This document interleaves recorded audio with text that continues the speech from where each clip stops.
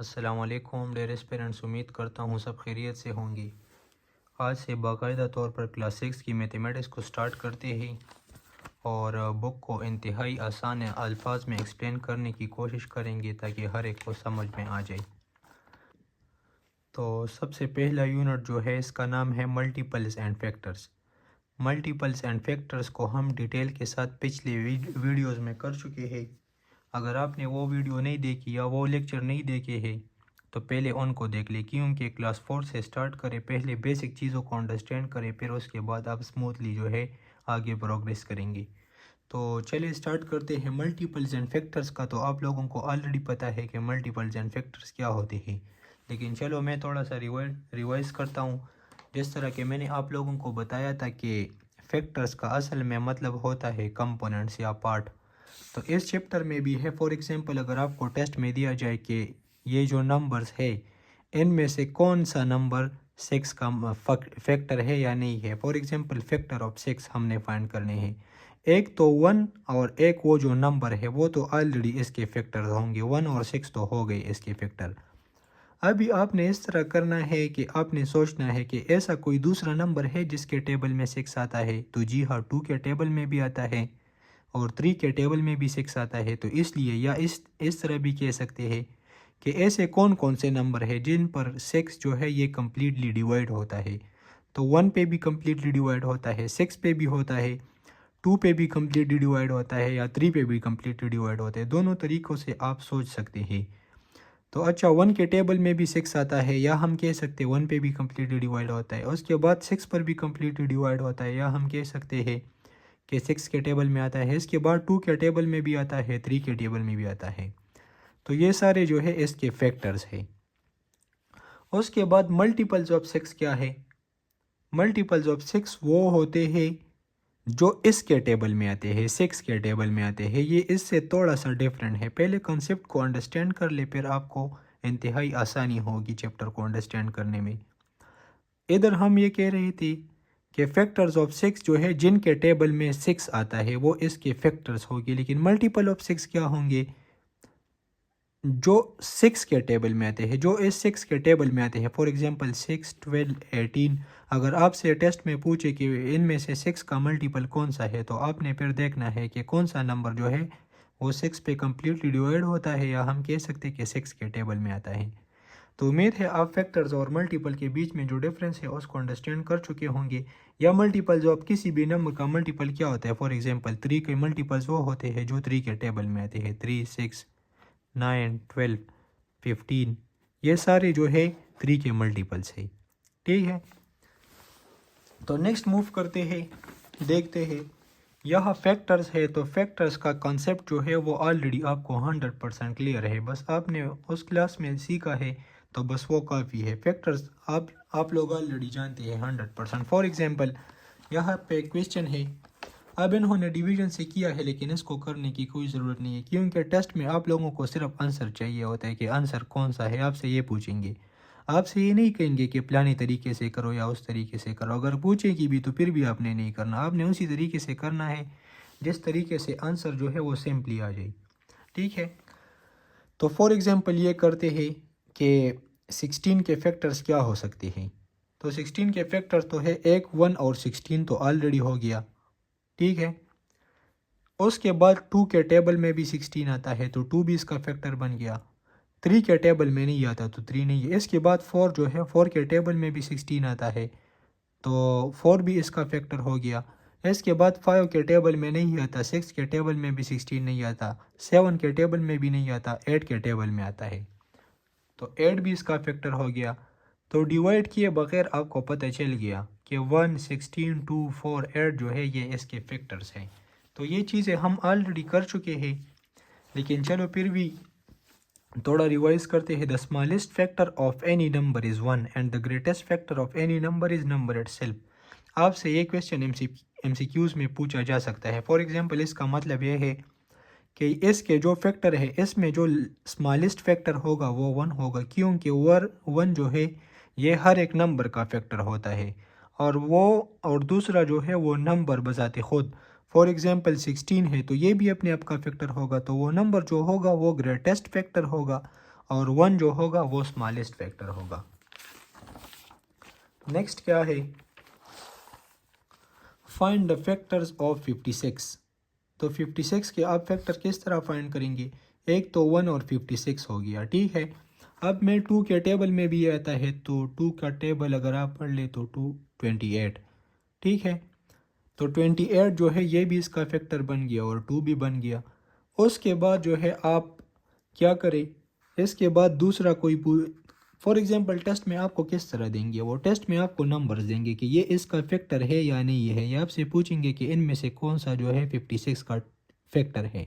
तो फिर आपने क्या करना है, आपने उसी नंबर पे इसको चेक करना है। अगर उस नंबर के टेबल में ये आता हो या इस नंबर पे ये डिवाइड होता हो कम्प्लीटली, तो बस फिर ये उसका फैक्टर होगा। अगर उस पर डिवाइड ना होता हो तो फिर ये फॉर एग्जांपल 3 जो है, अब 3 के टेबल में जो है 56 नहीं आता, तो 3 जो है ये इसका फैक्टर नहीं है, सिंपल इज दैट। इसके बाद क्या है, क्या 15 जो है ये 250 जो है 250 का फैक्टर है कि नहीं है। तो आपने किस तरह इसको फाइंड करना है, अगर इसके टेबल में 250 आता हो या 15 पे 250 कंप्लीट डिवाइड होता हो, तो इसका मतलब ये है कि ये इसका फैक्टर है। अगर इसके टेबल में 250 ना आता हो तो इसका मतलब ये है कि 15 जो है इसका फैक्टर नहीं है। इस तरह जिस तरह इन्होंने यहाँ किया है, आप भी इस तरह कर सकते हैं।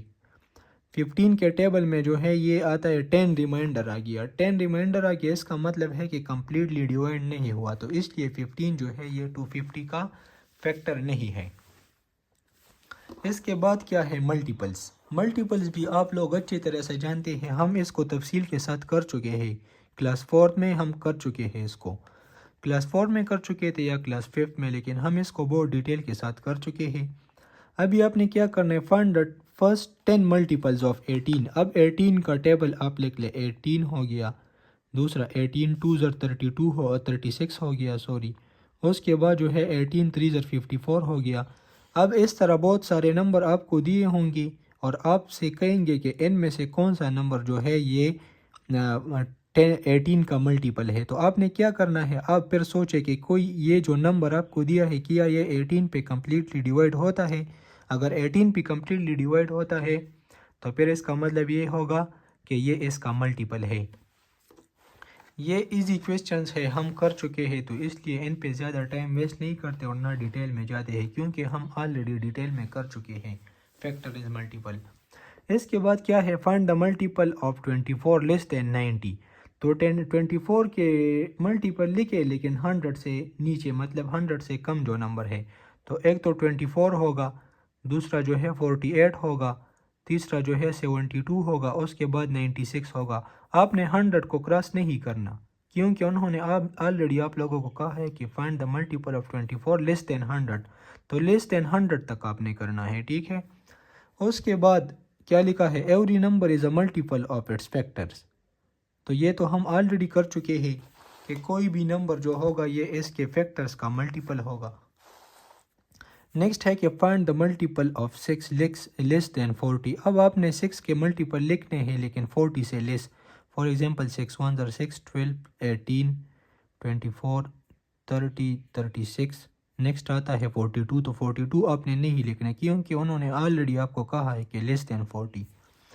उसके बाद क्या लिखा है, find the multiple of 9 between 30 and 80। तो आपने 9 के मल्टीपल लिखने हैं लेकिन 9 और 18 नहीं लिखने, सिर्फ 13 और 80 के बीच में जो आते हैं तो वो आपने लिखने हैं, जिस तरह इन्होंने किया है। फॉर एग्जांपल 9 1 ज़र 9, 9 2 ज़र 18, 9 3 ज़र 27, 9 4 ज़र 36। तो 36 के बाद मैं स्टार्ट करूँगा क्योंकि बिटवीन 30 और 80 मांगा है आपसे। 30 से स्टार्ट करें और इसी तरह जाए 7 9 ज़र 63 से, सॉरी 9 8 ज़रा 72 तक आता है। तो 72 9 9 ज़र करेंगे तो 81 आएगा। तो 81 80 आपने क्रॉस नहीं करना, बस यहाँ से लेकर इसके बीच में जो मल्टीपल्स है वो सारे लिख लें। नेक्स्ट एक्सरसाइज है कि find all the factors of the following number. तो इनके फैक्टर्स क्या हो सकते हैं, फॉर एग्जांपल इसका फैक्टर तो 1 1 और 26 हो गया। दूसरा ये 2 पे भी डिवाइड होता है, तो 2 भी इसका फैक्टर है। 3 पे डिवाइड नहीं होता, 4 पे भी डिवाइड नहीं होता, 5 पे भी डिवाइड नहीं होता, 6 पे भी नहीं डिवाइड होता, 7 पे भी नहीं होता, 8 पे भी नहीं होता, 9 पे भी नहीं होता, 10 पे भी नहीं होता, 11 पे भी नहीं होता, 12 पे भी नहीं होता, 13 पे ये डिवाइड होता है। तो 13 आपका, ये 13 आप पहले स्टेप में कर सकते हैं। फॉर एग्जांपल मैं इसको करता हूँ, 2 पे होता है 2 2 13 ज़र, तो ऑलरेडी 13 आ गया, 2 और 13 जो है ये इसके फैक्टर बन गए। तो फिर आगे ऑलरेडी नहीं, आपने नहीं करना।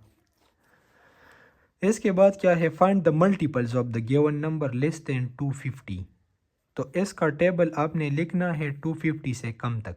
लेकिन आपसे पेपर में इस तरह नहीं पूछेंगे, पेपर में आपको एक नंबर गिवन होगा और नीचे इस तरह एमसीक्यूज होंगे और आपसे पूछेंगे कि इनमें से कौन सा नंबर जो है ये इसका फैक्टर है। तो फिर आपने क्या करना है, क्या इसके टेबल में ये आता है, अगर आता है तो फिर ठीक है, ये इसका, फिर ये नंबर इसका फैक्टर है। अगर इसके टेबल में ये नंबर नहीं आता तो इसका मतलब है कि ये नंबर इसका फैक्टर नहीं है।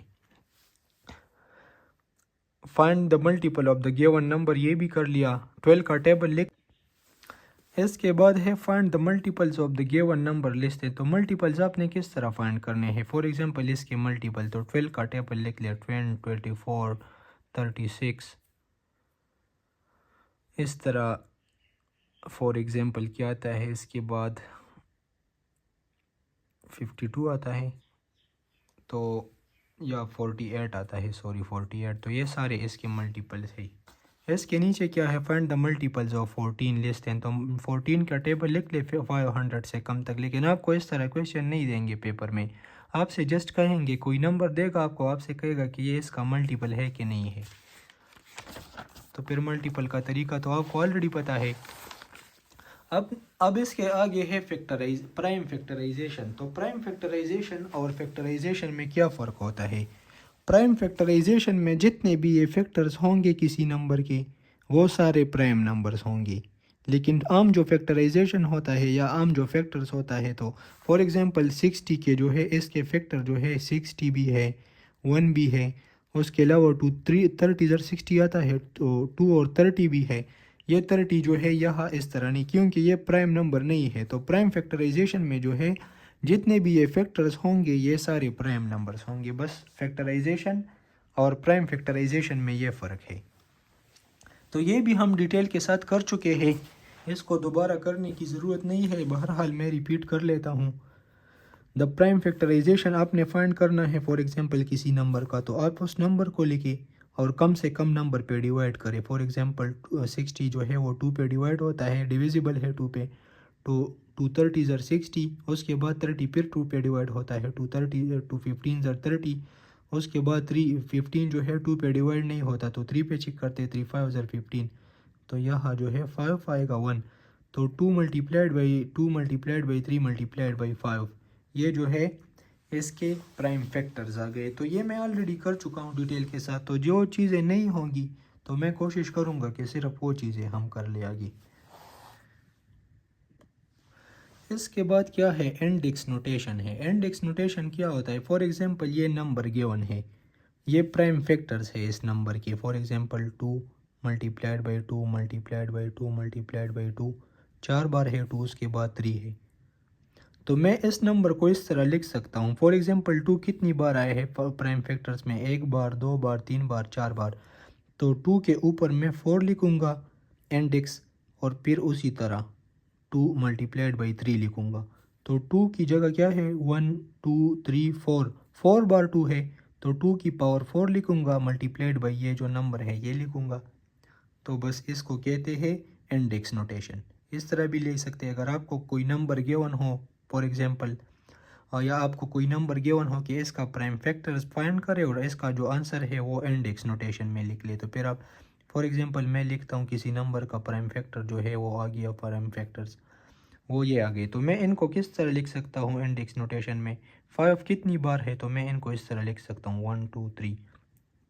बस यही बात कही गई है, बाकी कुछ ख़ास नहीं है यहाँ। आगे क्या है, right the prime factors of 2058 in the form of index notation. तो इंडेक्स नोटेशन फॉर्म में लिख ले। अब यहाँ जो है 2 भी एक बार है, 3 भी एक बार है, लेकिन 7 7 7 7 3 बार आया है। देखिए 7 3 बार आया है, तो मल्टीप्लाइड बाई 7 में लिखूँगा। तो 3 बार आया है, तो बार बार लिखने के बजाय मैं यहाँ पावर 3 लिखूँगा, इंडेक्स में 3 लिखूँगा। तो ये होगा आपका आंसर। उसके बाद एक्सरसाइज है कि find the prime factors of the following number. Prime factors आपने किस तरह फाइंड करनी है। फॉर एग्जांपल किसी भी नंबर का आपने फाइंड करना हो, 144 का मैं फाइंड करता हूँ फॉर एग्जांपल, तो आप 144 लिख ले, यहाँ 2 पे डिवाइड होता है, तो इसी तरह बस नीचे आए सारे प्राइम फैक्टर जो है आप फाइंड कर सकेंगे। उसके बाद क्या है, find the prime factors of the following number by using factor tree method जो है। अब ये ट्री मेथड है, लेकिन आपको इससे कोई काम नहीं है। आप जिस तरीके से भी फाइंड करना चाहते हैं वो आपका काम है, लेकिन जस्ट आपने आंसर लिखना है कि आंसर इसका क्या है। ट्री में भी इसी तरह होता है, 120 है, 2 पे डिवाइड करो तो हाफ हो जाएगा, फिर 30 को 2 पे डिवाइड करो हाफ हो जाएगा, 30 को फिर 2 पे डिवाइड करें तो हाफ हो जाएगा, ठीक है। तो इसी तरह 15 2 पे डिवाइड नहीं होता तो 3 पे डिवाइड कर ले। फिर इसके बाद ये जो सारे हैं ये इसके क्या है, ये इसके है प्राइम फैक्टर्स है इसकी। नेक्स्ट है HCF और LCM है, ये भी मैं डिटेल के साथ कर चुका हूँ, थोड़ा सा रिकॉल कर दे, क्योंकि उस तरह डिटेल में अभी फिर नहीं दे सकता क्योंकि टाइम इतना है नहीं हमारे पास। तो मैंने आपको ऑलरेडी कहा है कि HCF के सिर्फ आपने क्वेश्चन नहीं करने, आपने अंडरस्टैंड भी करना है कि ये HCF असल में है क्या चीज़, ठीक है। HCF मैंने आपको कहा है कि फॉर एग्जांपल आपको दो नंबर्स गिवन है, यह एक एग्जांपल करते हैं। फॉर एग्जांपल 180 गिवन है और 222 गिवन है। तो HCF का ये मतलब होता है कि HCF वो ग्रेटेस्ट नंबर होता है, HCF वो ग्रेटेस्ट नंबर होता है जो इन दोनों को पूरा डिवाइड करता है। इसी तरह भी कह सकते हैं, या दूसरे अल्फाज में हम कह सकते हैं कि दो नंबर्स या तीन नंबर्स का HCF वो नंबर होता है, वो ग्रेटेस्ट नंबर होता है जिसके टेबल में ये दोनों आते हैं। तो ये HCF का मतलब है, ठीक है। ये HCF गिवन है 180 और 222। तो इनको आप अपने इनकी HCF आपने किस तरह फाइंड करनी है। आप इस पहले जो है एक की भी प्राइम फैक्टराइजेशन फाइंड कर ले, दूसरे की भी फाइंड कर ले। अब एक की लिख ले, 180 के प्राइम फैक्टराइजेशन जो है 2 multiplied by 2 multiplied by 3 multiplied by 3 multiplied by 5, ये हमने लिख लिया यहाँ। अब जो है 222, तो 222 की लिख ले आप, तो इसको लिख लिया, 3 पे डिवाइड किया 37, इसके बाद यह 37 ही आएगा क्योंकि 37 किसी भी नंबर पे डिवाइड नहीं होता। तो इसके प्राइम फैक्टर्स क्या होंगे, 222 2 मल्टीप्लाइड बाई 3 मल्टीप्लाइड बाई 37। अब आपने HCF को किस तरह लिखने हैं, आपने इसके प्राइम फैक्टर्स भी लिख लिए, इस नंबर के भी लिख लिए। अब आपने क्या करना है कि जोड़े बनाए। फॉर एग्जांपल इन दो जो 2s है इनका एक जोड़ा बन गया, इसके अलावा इस 3 का भी एक जोड़ा बनता है, यहाँ एक पेयर बनता है, तो 3 का भी बन गया। अब यहाँ इस 2 के लिए यहाँ कोई 2 नहीं है, इस 37 के लिए यहाँ कोई 37 नहीं है, तो बस आप सिर्फ इन दोनों को फिर मल्टीप्लाई कर लें। 2 इन ये 2 है, 2 का एक पेयर है तो आप 2 लिख ले, उसके बाद 3 का भी एक पेयर है तो 3 लिख ले। ये चीज़ें हम कर भी चुके हैं। 2 multiplied by 3 is equal to 6, तो 6 जो है इसका इनका HCF आ गया। नेक्स्ट क्या है, find the HCF of 340 488 512 using prime factorization. इसके दो तरीके हैं, मैं आपको ऑलरेडी बता चुका हूँ, एक डिवीजन मेथड है, एक प्राइम फैक्टराइजेशन है। तो जो भी तरीका आपको इजी लगता है आप उसी तरीके को सीख ले, ताकि पेपर में आपने सिर्फ क्वेश्चन सॉल्व करना है, वो आपकी मर्ज़ी है, चाहे आप किसी भी तरीके से फिर करते हो। पहले तो प्राइम फैक्टराइजेशन हमने कर लिया, इस नंबर का भी कर लिया, इसका भी कर लिया, इसका भी कर लिया। अब इस नंबर के सामने इसके प्राइम फैक्टर्स लिख ले, ये सारी 340 के, उसके बाद इस नंबर के लिख ले, उसके बाद 512 के लिख ले। अब आपने इस तरह करना है कि ऐसा नंबर जो इन तीनों में कॉमन हो। फॉर एग्जांपल 2 यहाँ भी है, यहाँ भी है, यहाँ भी है, तो एक 2 ले ले यहाँ से। अब दूसरी बार 2 यहाँ भी है, यहाँ भी है, यहाँ भी है, तो दूसरी बार भी 2 ले ले। अब कोई ऐसा दूसरा नंबर नहीं है जो आपको तीनों में कॉमन मिले। 2 यहाँ है लेकिन यहाँ नहीं है, अभी 5 यहाँ है, यहाँ भी नहीं है और यहाँ भी नहीं है। तो आपने सिर्फ ऐसे नंबर उठाने हैं जो तीनों में प्रेजेंट हो, तीनों में कॉमन हो। अब एक ये 2 आ गया और ये एक 2 आ गया, तो 2 मल्टीप्लाइड बाई 2 इनका HCF आ गया 4। लेकिन अब इस 4 का क्या मतलब है? इस 4 का मतलब ये है कि ये ग्रेटेस्ट नंबर है, 4 से कोई बड़ा नंबर नहीं है जो इन तीनों को डिवाइड कर सके कम्प्लीटली। इस तरह भी कह सकते हैं या इस तरह भी कह सकते हैं कि 4 जो है ये हाईएस्ट नंबर है जिसके टेबल में 340, 488 एंड 512 आता है। तो HCF का ये मतलब होता है।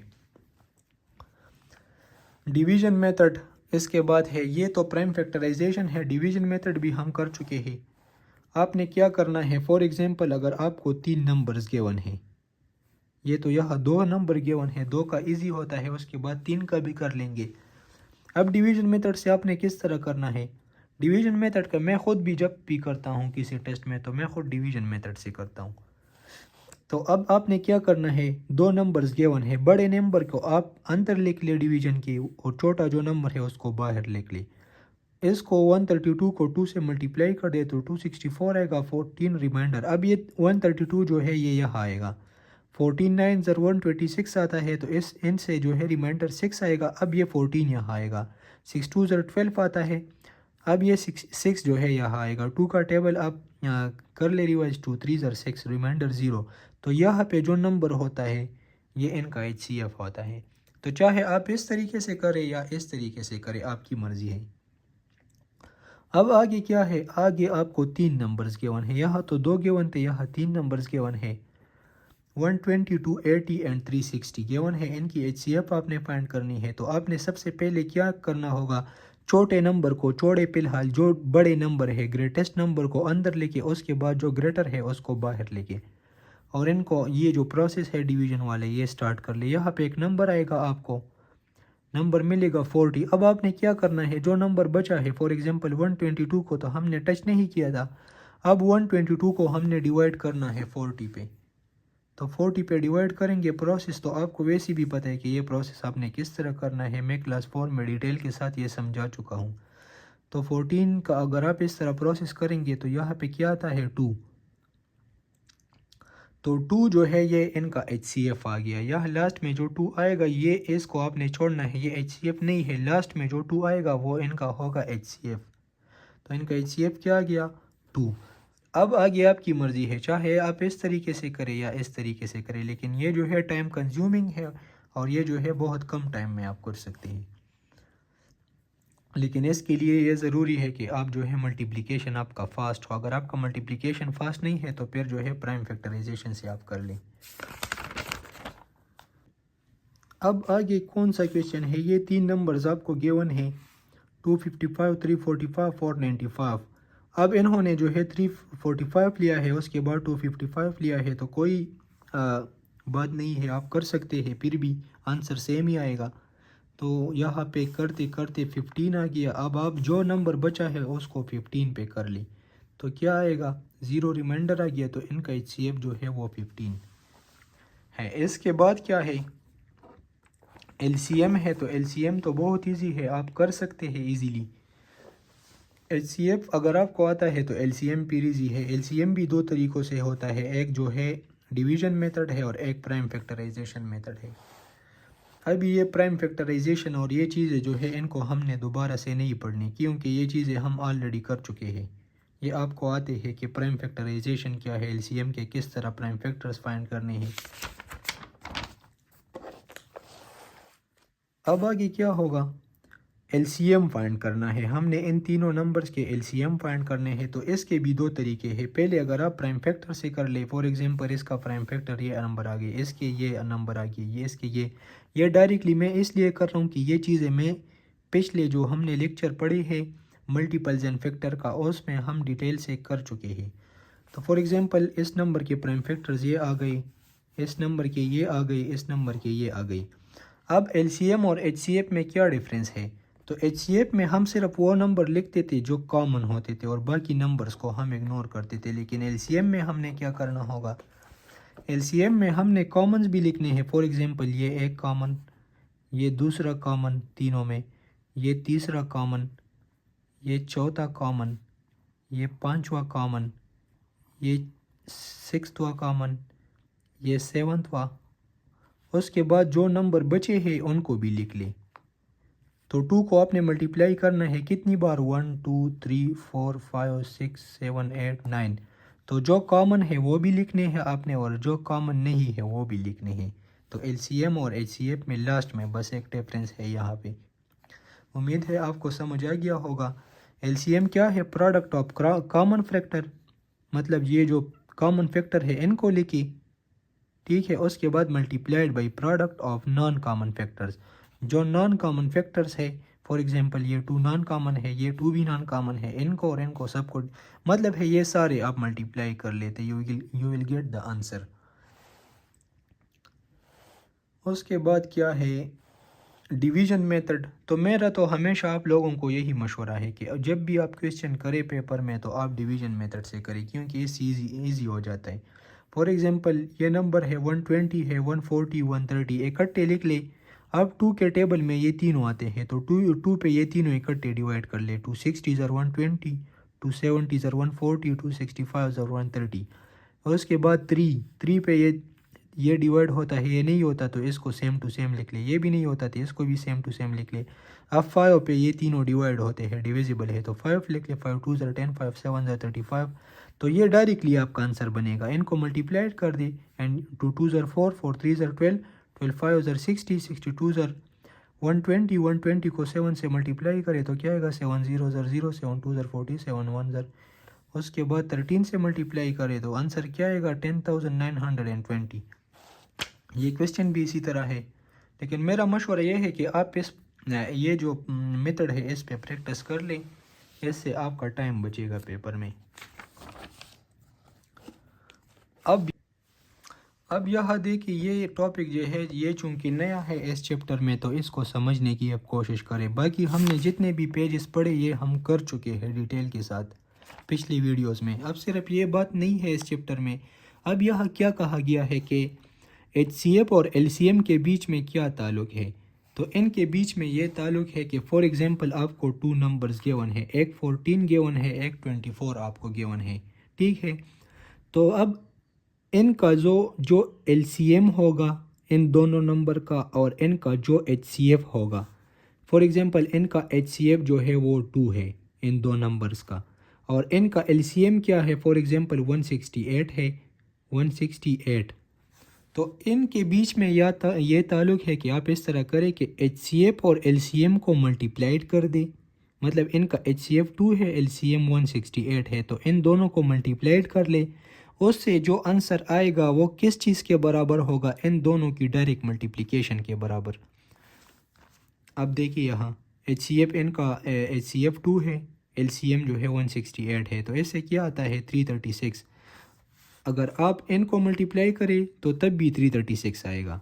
अगर आप इन नंबर्स को डायरेक्टली मल्टीप्लाइड कर दें, फॉर एग्जांपल 14 मल्टीप्लाइड बाई 26, तो इनसे क्या आएगा, इनसे भी 36 आएगा। तो इस बात का असल में मतलब क्या है। अब इस पे एमसीक्यूज आ सकते हैं, आपको एमसीक्यूज में आपसे पूछा जा सकता है कि दो नंबर्स का प्रोडक्ट, फॉर एग्जांपल आपको दो नंबर्स गिवन है कि इनका एचसीएफ इतना है, एलसीएम इतना है, तो इन दोनों की प्रोडक्ट आप फाइंड कर दें। फॉर एग्जांपल मैं आपको बताता हूँ कि 2 है और 6 है, इन दोनों की एचसीएफ जो है वो 2 है और इन दोनों की एलसीएम जो है फॉर एग्जांपल वो 6 है, तो इन दोनों की प्रोडक्ट से 2 6 क्या आता है, 12 आता है। एचसीएफ और एलसीएम से जो प्रोडक्ट आएगा वो भी 12 होगा।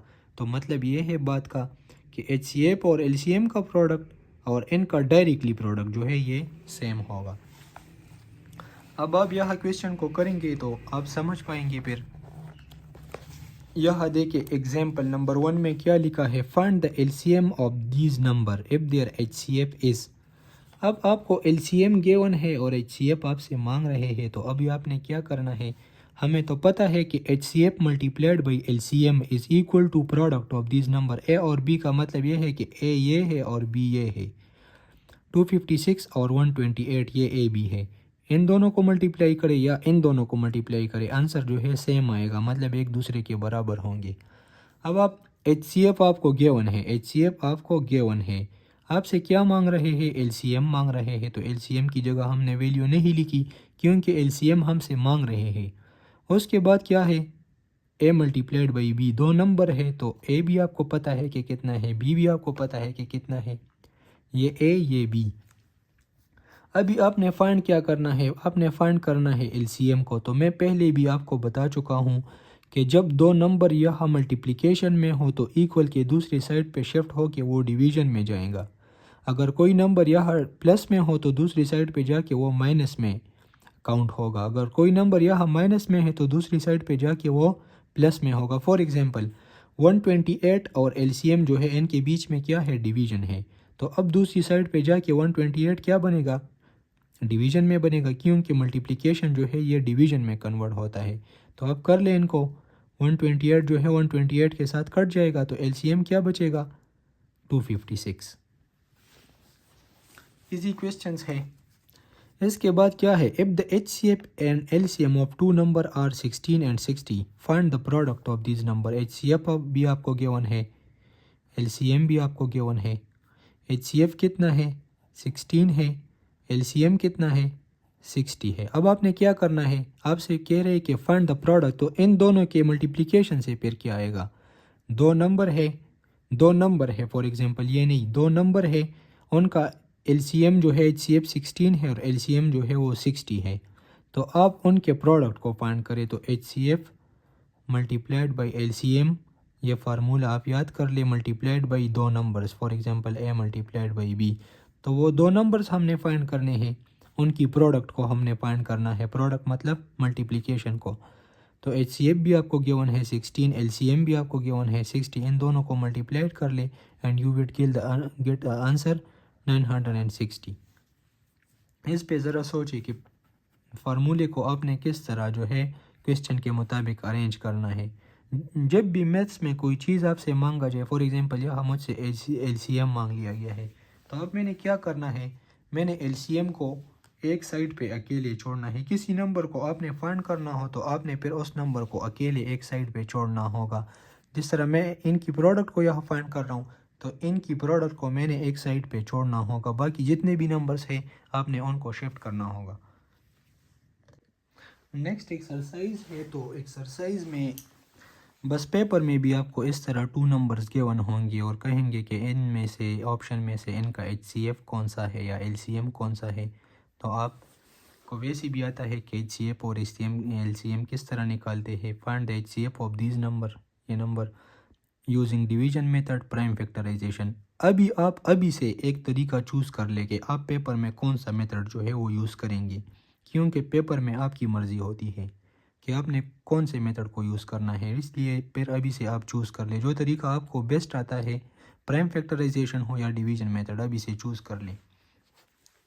इसके बाद एलसीएम में भी डिवीजन और प्राइम फैक्टराइजेशन है, तो इसके लिए भी अभी से चूज़ कर ले कि आप कौन सा तरीका इस्तेमाल करेंगे पेपर में। फिर उसी नंबर पे आप उसी तरीके पे फिर आप प्रैक्टिस भी कर लें।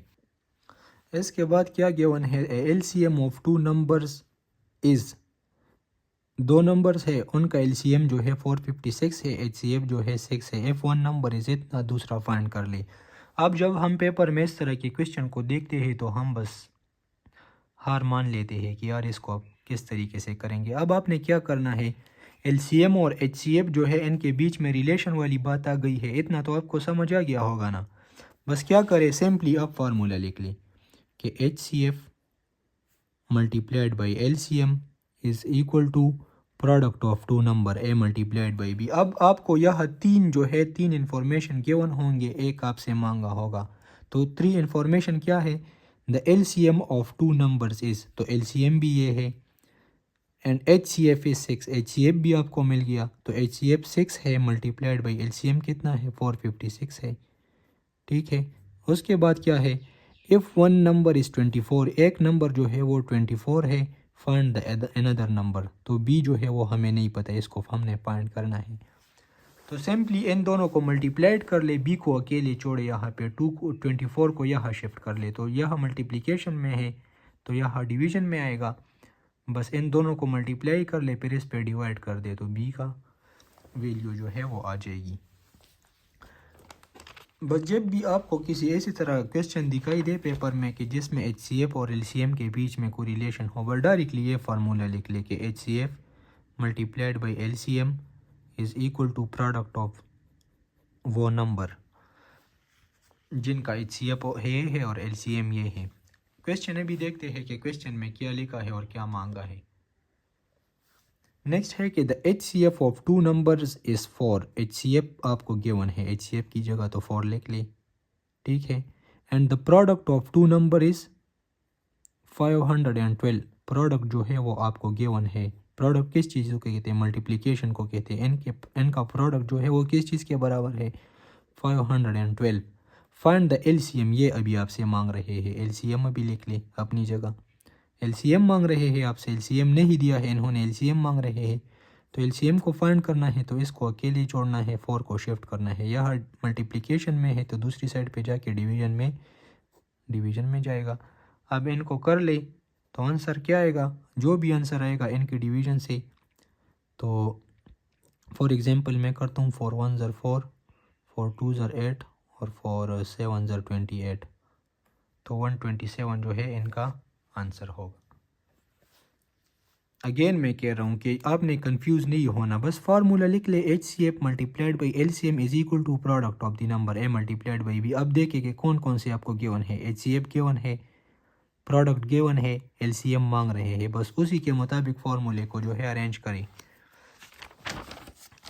नेक्स्ट क्या है कि रियल लाइफ में जो है, रियल लाइफ में HCF और LCM के क्या मतलब रियल लाइफ में ये किस तरह होते हैं। अब प्रैक्टिकल एग्जांपल्स देखेंगे जिसको हम स्टेटमेंट वाली क्वेश्चन कहते हैं। तो पहले भी मैं आप लोगों को बता चुका हूँ कि आपने क्या करना है, आपने पॉइंट नोट करने हैं, फिर सोचना है कि ये HCF से मैं करूँ या LCM से। किस तरह पॉइंट नोट करेंगे, चलो देखते हैं। What is the greatest length of the metre tape that can exactly measure 3 ropes. ऐसा कोई ग्रेटेस्ट मीटर टेप है, ठीक है, ग्रेटेस्ट है, जो इसको भी नाप सकता है कम्प्लीटली, इसको भी नाप सकता है और इसको भी नाप सकता है। तो इसका मतलब ये है कि कोई ऐसा बड़ा नंबर है जिसके टेबल में ये भी आता है, ये भी आता है और ये भी आता है। तो समझ जाओ कि आपसे क्या मांग रहे हैं, HCF मांग रहा है कि ऐसा कोई बड़ा tape, the greatest length of the metre. What is the greatest length of the metre tape? Greatest length of the metre tape find करे जो इसको भी मेजर कर सकता है, इसको भी कर सकता है। इसको थोड़ा सा क्वेश्चन को ट्विस्ट किया है तो बस समझ जाए कि ग्रेटेस्ट नंबर और इसको भी कर सकता हो, इसको भी कर सकता हो, इसको भी कर सकता हो। समझ जाओ कि HCF का क्वेश्चन है। इनका HCF निकाल दे, वो आपको ऑलरेडी आता है तरीका कि किस तरह आपने करना है। उसके बाद क्या है कि find the minimum length of the pipe which can exactly be cut into pieces of length 140, 180 and 60 centimetre. कोई ऐसा मिनिमम लेंथ, लीस्ट में मिनिमम या लीस्ट मिनिमम का वर्ड आ गया। फाइंड लीस्ट लेंथ या मिनिमम लेंथ, मिनिमम मांगा हो या लीस्ट मांगा हो तो समझ जाओ कि ये LCM का क्वेश्चन है। कोई ऐसा विच कैन बी, कोई ऐसा बड़ा पाइप फाइंड करे, एक ऐसा पाइप आप फाइंड करे जिससे कम कोई दूसरा पाइप ना हो साइज में, लेकिन वो इसको आप 140 सेंटीमीटर में भी आप काट सकते हो, 180 सेंटीमीटर के टुकड़ों में भी आप काट सकते हो, 60 सेंटीमीटर में भी आप काट सकते हो। तो इसका भी आसान अल्फाज में क्या मतलब है कि ऐसा कोई लीस्ट नंबर फाइंड करे, छोटे से छोटा नंबर जो इसके टेबल में भी आता हो, मतलब ये भी उसको डिवाइड कर सकता हो कम्प्लीटली, ये भी कर सकता हो और ये भी कर सकता हो। तो क्या मतलब है कि LCM आपने फाइंड करना है, लेकिन हमेशा कोशिश करें कि डिवीजन मेथड से करें। तो अब उस जो पाइप है उसका लेंथ कितना होगा, 1260। तो 1260 सेंटीमीटर पाइप जो है, अब आप इसको 140 सेंटीमीटर में भी काट सकते हो, इसके अलावा 180 में भी काट सकते हो और 60 में भी काट सकते हो। इसके बाद रियल लाइफ प्रॉब्लम्स है तो वो आप कर सकते हैं। किस तरह आपने करने हैं, फॉर एग्जांपल पेपर में अगर आपको दिया गया हो, पहले मैंने आप लोगों को कई बार बता चुका हूं मैं कि पहले आप क्वेश्चन को अंडरस्टैंड करें कि क्वेश्चन में मुझे क्या दिया गया है और मुझसे क्या मांग रहा है। अब ये क्वेश्चन इतना ईजी है कि मैं क्या बताऊं, लेकिन सिर्फ आप क्वेश्चन को अंडरस्टैंड कर दें। Find the minimum capacity of water tank that can completely measure the amount of. कोई ऐसा टैंक आप फाइंड कर ले जो इसको भी और इसको भी मतलब मेजर कर सकता हो। तो ये जो है 2 का कर ले, 2 के टेबल में नहीं आते, ये आता है लेकिन ये दोनों नहीं आती। 3 के टेबल में भी नहीं आती, इसी तरह अगर आप 5 पे चेक कर ले तो 5 के टेबल में ये तीनों आते हैं, तो 5 पे आप इनको कर सकते हैं। उसके बाद है कि find the greatest number that can divide, ये नंबर और ये नंबर। यही सिंपल एचसीएफ का क्वेश्चन है। मैं आप लोगों को बता चुका हूँ कि एचसीएफ का मतलब यही होता है, हाईएस्ट कॉमन फैक्टर, कोई बड़े से बड़ा नंबर जो तीनों नंबर को डिवाइड कर सकता हो। एचसीएफ का असल में मतलब भी यही है। तो एचसीएफ पे करेंगे, ये इन तीनों का एचसीएफ निकालेंगे। उसके बाद है find the smallest number which can be exactly divisible, कोई ऐसा least number, find the smallest least minimum. तो समझ जाओ एलसीएम है, इन तीनों की एलसीएम निकाल दो, you will get the answer. The LCM of two number is 96 and 24। F one number ये हम कर चुके हैं ये question. The HCF of two number is इतना, एलसीएम इतना, फाइंड द प्रोडक्ट। तो प्रोडक्ट तो इजी है, फिर एचसीएफ और इन दोनों को मल्टीप्लाइड कर दे, क्योंकि ये ए मल्टीप्लाइड बाई बी के बराबर होता है। इसके बाद क्या है, LCM of two number X, ये भी आप उसी से कर सकते हैं। HCF multiplied by LCM is equal to A multiplied by B, ये भी आप कर सकते हैं। अब नीचे क्वेश्चन है 7, 8, 9, 10। क्वेश्चन थोड़े से लंबे हैं, लेकिन सिंपली आपने क्या करना है, या एलसीएम लेना है या एचसीएफ लेना है आपने। द ग्रेटेस्ट लिंक मांगा है, ग्रेटेस्ट लिंक, तो समझ जाओ कि एचसीएफ आपने निकालना है यहाँ पे। Maximum number of serving, maximum, तो यहाँ आपने क्या करना है, यहाँ पे आपने एचसीएफ फाइंड करना है इन दो नंबर्स का, तो हो जाएगा।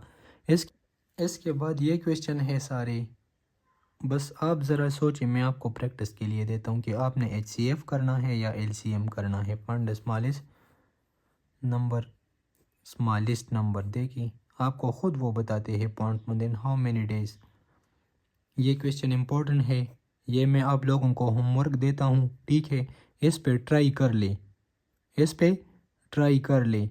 अगर आपसे ना हुआ तो फिर आपने क्या करना है, आपने फिर इसी वीडियो के कमेंट्स में मुझे बताना है, फिर मैं इसको आपकी रिप्लाई में जो है सॉल्व कर दूंगा। इनका क्या करना है, सिंपली आपको बताऊं कि ये क्वेश्चन बहुत इंपॉर्टेंट है और इसको एलसीएम से कर ले, बस एलसीएम से हो जाएगा।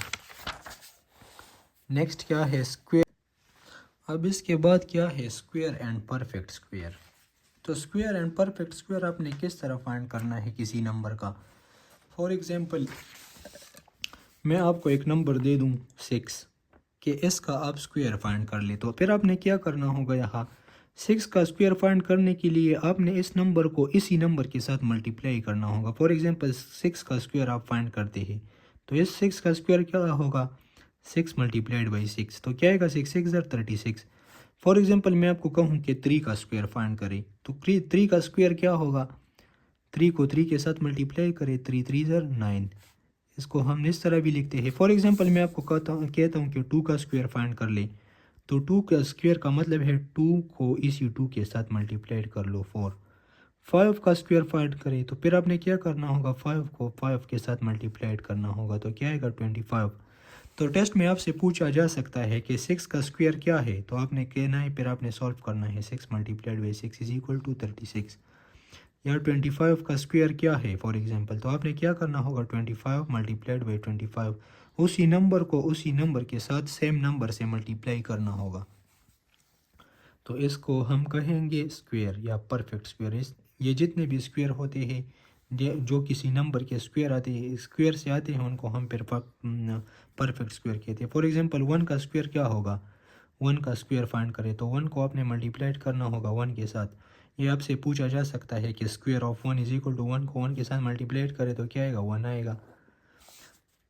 इसको मैं इस तरह भी लिख सकता हूँ, square of 5, for example square of 5, तो 5 मल्टीप्लाइड बाई 5 होगा, इस तरह भी लिख सकता हूँ, या 5 पावर 2 भी लिख सकता हूँ, या 25 भी लिख सकता हूँ।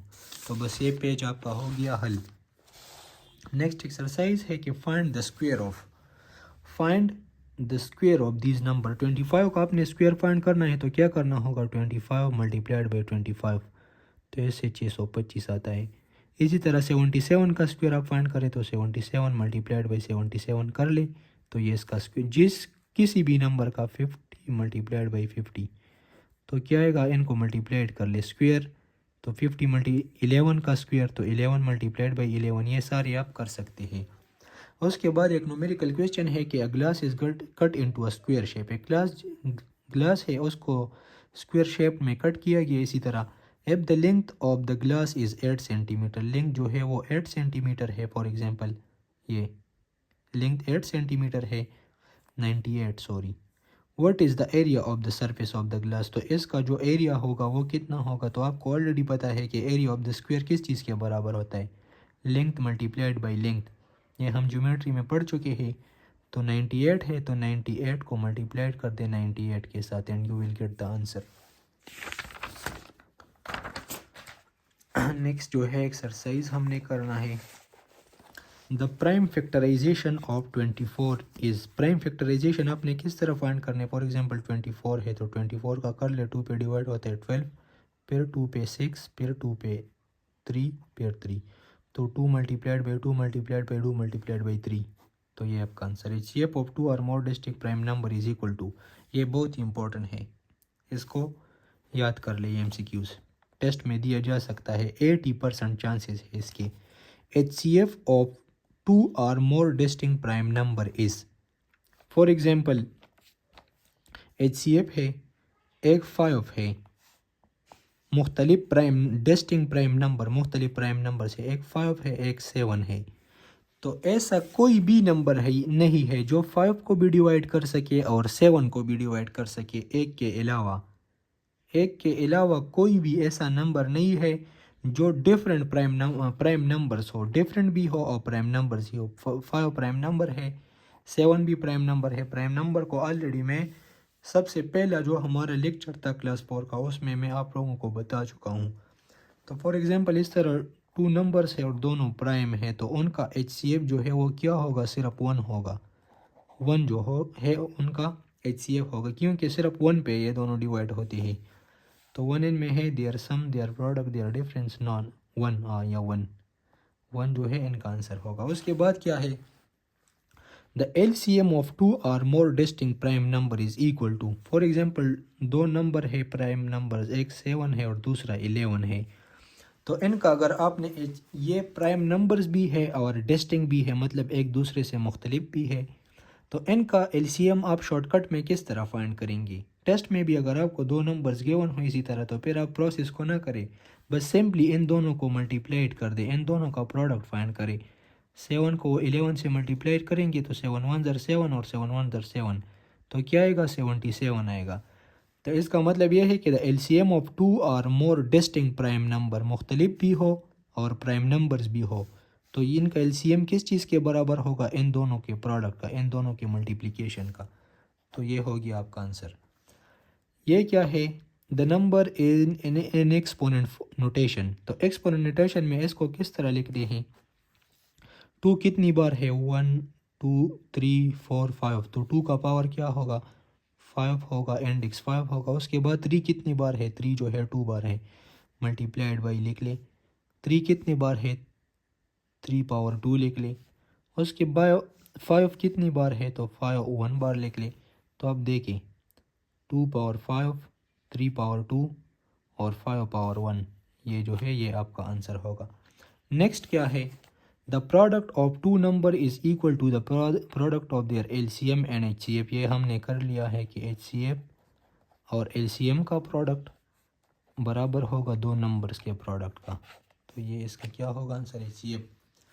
तो उम्मीद है आपको समझ आ गया होगा। इंशाल्लाह फिर नेक्स्ट वीडियो में मुलाकात करेंगे, अभी के लिए मुझे इजाज़त दीजिएगा। वस्सलाम।